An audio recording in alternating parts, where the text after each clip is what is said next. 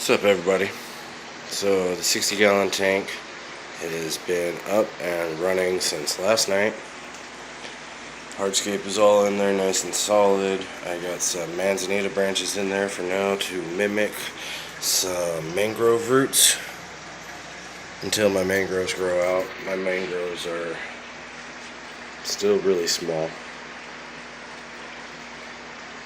I also put a couple of little spots of some Caloglossa red moss in there.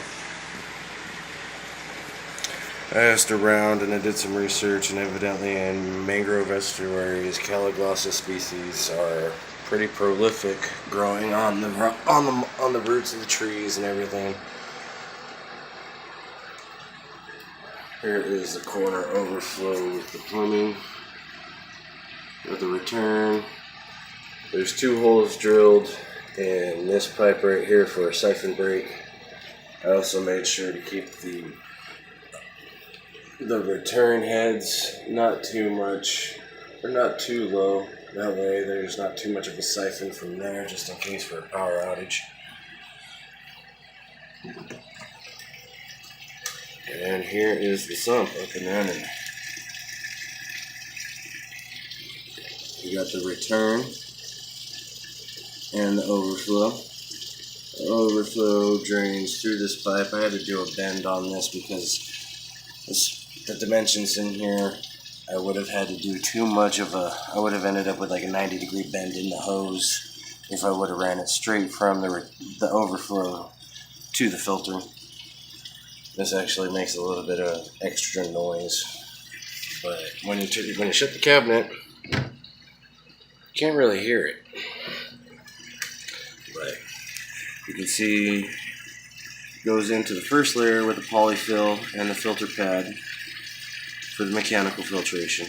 After that, it goes down into the plastic pot scrubbies for the biological filtration. On the bottom layer, there is a few plastic pot scrubbies for some more biological filtration, but also just to drown out the sound of the water hitting water, to make it to where it doesn't sound like it's raining. And then you got my return pump there. I still need to add the heater in here. That is a straight shot up to the tank. I wanted to make it as straight of a shot as possible to try to counteract the head from, I didn't want to have like a 6-foot head on a pump, so tried to lower it as much as possible. I have the drainage is pretty much maxed out on that ball valve. The return ball valve is, I got the return pump clocked down just a little bit.